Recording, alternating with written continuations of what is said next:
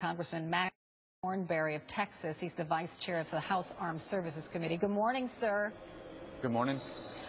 In a statement after the crash of Flight 17, you said the United States needs to, quote, demonstrate decisive leadership. What does that leadership, that decisive leadership, look like to you? Well, the analogy I made was the way President Reagan dealt with the downing of the Korean airliner in 1983. He was very clear in his language. He called it a crime against humanity. He called it a massacre. He called the Soviet Union out for spinning or distorting the truth.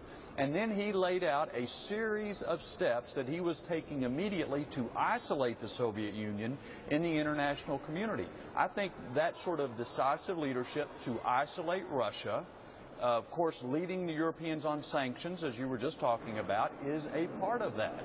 Well, the United States did invoke sanctions against Russia, and President Obama yesterday did call out Russia and said it was up to them to work out this problem.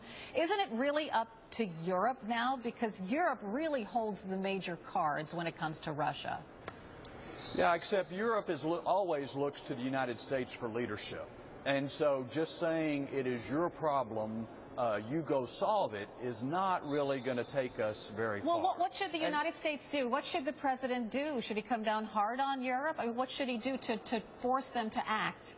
Yeah, I think he should have stronger sanctions against Putin and his regime. You've said but how they would the have been president slowly convince escalating. Europe to come down harder If you'll on let Russia? me finish, my point is U.S. has to lead.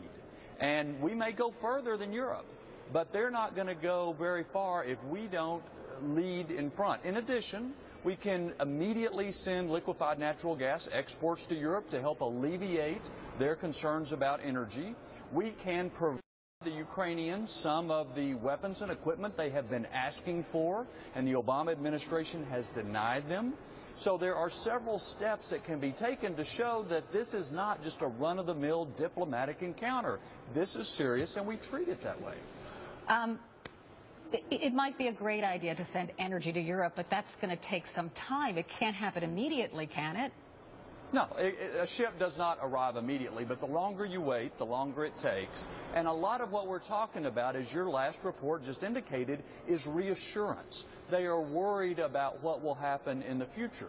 So immediate aggressive action for LNG exports, as one example, can help reassure them that they're not going to be left alone, cold and starving in the winter to come. In addition to that, of course, we can help them develop their shale oil and shale gas, which we've done here at home, and have produced the biggest explosion of energy production that we've seen in modern times. But so again, it doesn't happen automatically. That's right. No, but it's about reassurance. It's about reassurance. It's helping, it's leading and helping them feel more confident that they can stand up for what's right.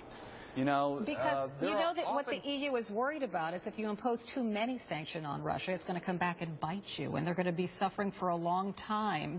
It also might force Putin to, you know, say to these rebels in eastern Ukraine, you know, don't cooperate with authorities anymore.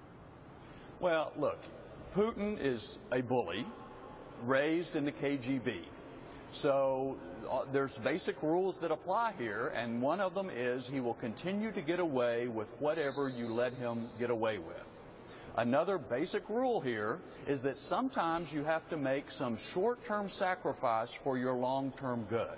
So I think we can hold hands with the Europeans, we can reassure them, we can take steps towards alleviating their concerns, but ultimately nobody can take the place of the United States, and we cannot abdicate leadership to the Europeans or anybody else. We have to take leadership and establish that shooting down innocent people, like you were just describing, is unacceptable, and there will be consequences to that sort of behavior. Congressman Thornberry, thanks so much for being with me. I appreciate it.